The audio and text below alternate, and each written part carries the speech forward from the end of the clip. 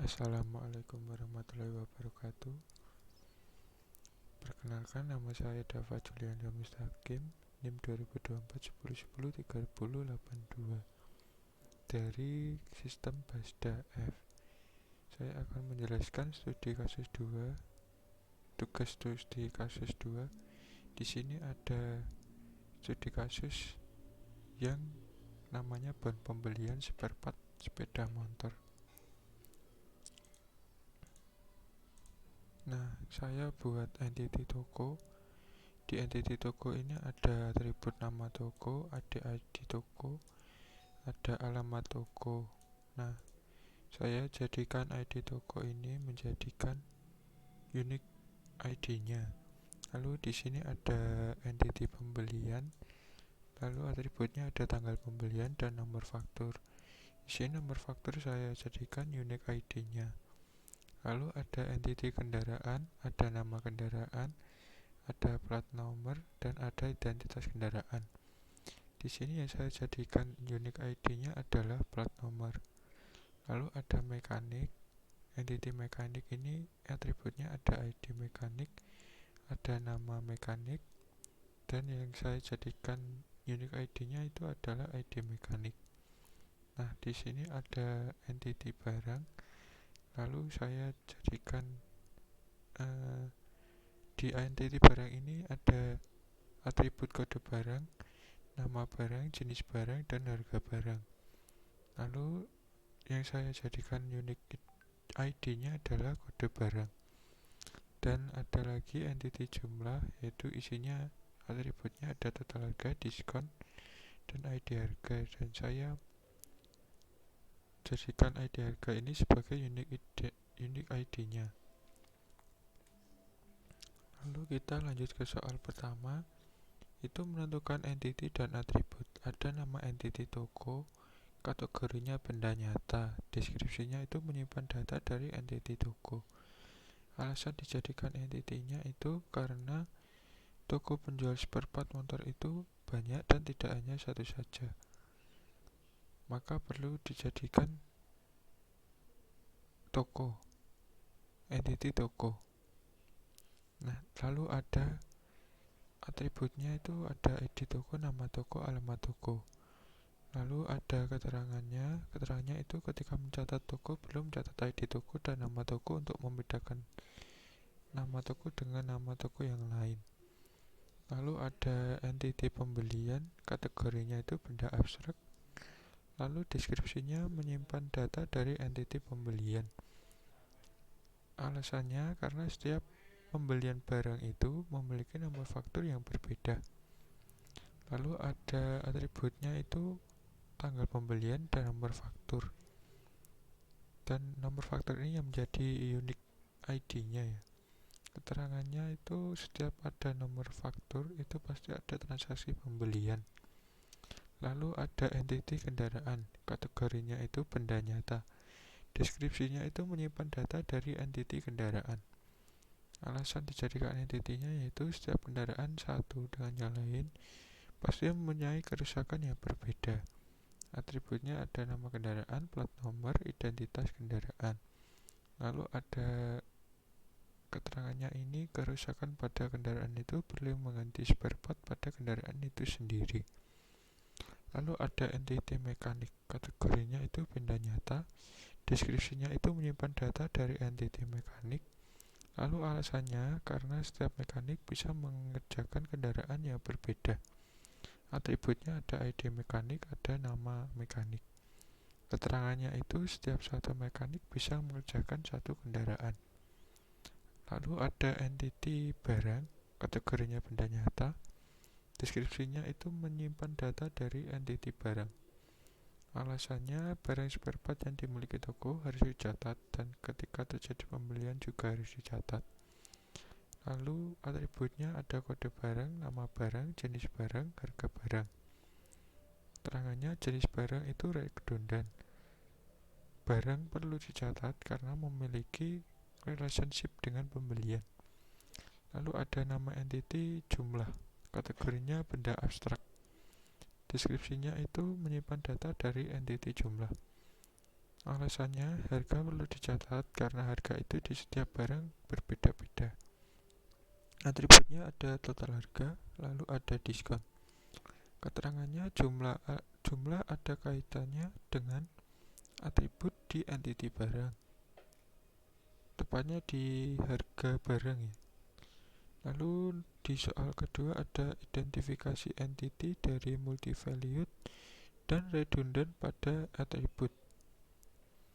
Nama entitinya itu jenis barang, kategorinya benda abstrak, deskripsinya menyimpan data tentang jenis barang milik toko spare part. Alasan dimasukkan jadi entity itu ketika dimasukkan ke entity barang menjadi redundant, sehingga perlu dipisah jadi entity yang tersendiri. Atributnya ada nama jenis spare part, ada deskripsi. Lalu di keterangannya setelah jenis barang menjadi entity, atribut ini dihapus dari barang. Untuk mencatat jenis suatu barang tertentu di entity barang, cukup catat UID jenis barangnya. Lalu ada lagi itu identitas motor. Kategorinya benda abstrak, deskripsinya menyimpan data entity identitas motor seperti warna motor. Alasannya itu ketika dimasukkan ke entity kendaraan itu menjadi redundant sehingga dipisah menjadi entity sendiri. Atributnya itu ada identitas motor, ada ID identitas motor. Keterangannya itu setelah identitas barang menjadi entity, atribut ini dihapus dari entity kendaraan. Untuk mencatat warna identitas motor di entity kendaraan cukup dicatat unique ID warna motornya saja. Lalu ada lagi alamat toko. Kategorinya benda abstrak, deskripsinya menyimpan data alamat toko. Alasannya itu ketika dimasukkan ke entity toko itu menjadi multi value sehingga dipisah menjadi entity sendiri. Atributnya ada nama jalan dan nama kota. Keterangannya setelah alamat toko menjadi entity, atribut ini dihapus dari atribut toko. Untuk mencatat nama jalan dan nama kota di entity toko cukup dicatat UID jenis